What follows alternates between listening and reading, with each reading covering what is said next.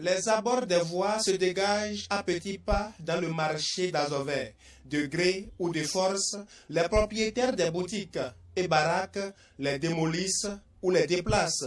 Ceux qui trouvent la justesse de cette exigence du gouvernement n'éprouvent aucune gêne à détruire leurs bâtiments qui causent des engorgements des voies.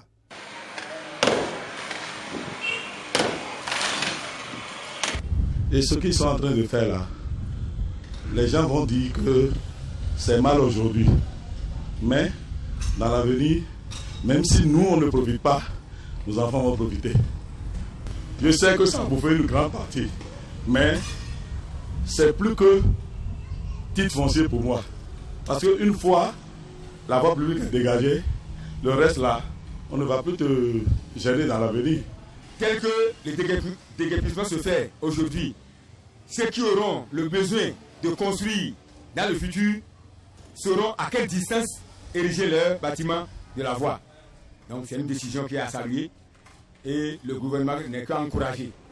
Les commerçantes du marché d'Azover ne s'opposent pas à l'opération. Toutefois, elles déplorent le fait que les autorités ne s'empressent pas pour leur trouver d'autres places. Le déguerpissement n'est pas une mauvaise chose. Si ce n'est que pour libérer les abords des voies, c'est à saluer. Seulement qu'on ne nous a pas trouvé d'autres places. Nous sommes obligés de ranger nos marchandises à la maison.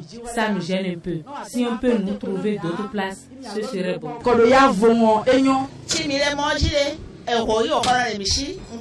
Quand nous étions au bord des voies, ils nous prenaient de l'argent. Maintenant qu'ils décident de nous déplacer, ils devraient nous trouver d'autres places, ce qui n'est pas le cas.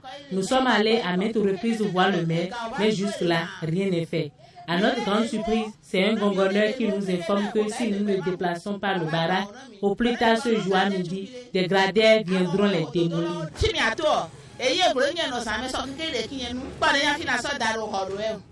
D'après le chef d'arrondissement d'Azover, ces commerçants ne devraient prétester du retard de leur relogement pour s'opposer au déguerpissement. En réalité, nous avons un nouveau marché et on a demandé aux bonnes dames de s'inscrire. Elles se sont inscrites et il reste la répartition. Donc je pense que d'ici la semaine prochaine, la répartition sera faite. Mais on leur a déjà demandé d'enlever et déposer ça à des endroits propices avant qu'on leur octroie leur place.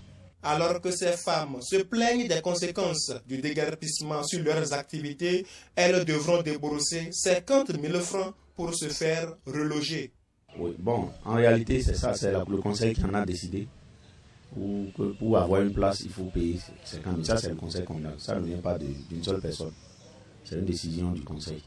Tandis que le déguerpissement fait pleurer certains commerçants pour la chute de leur chiffre d'affaires, ça marche pour les menuisiers, les maçons et d'autres tâcherons qui s'en mettent pleines les poches en ces temps qui courent. Comme quoi, le malheur des uns peut faire le bonheur des autres.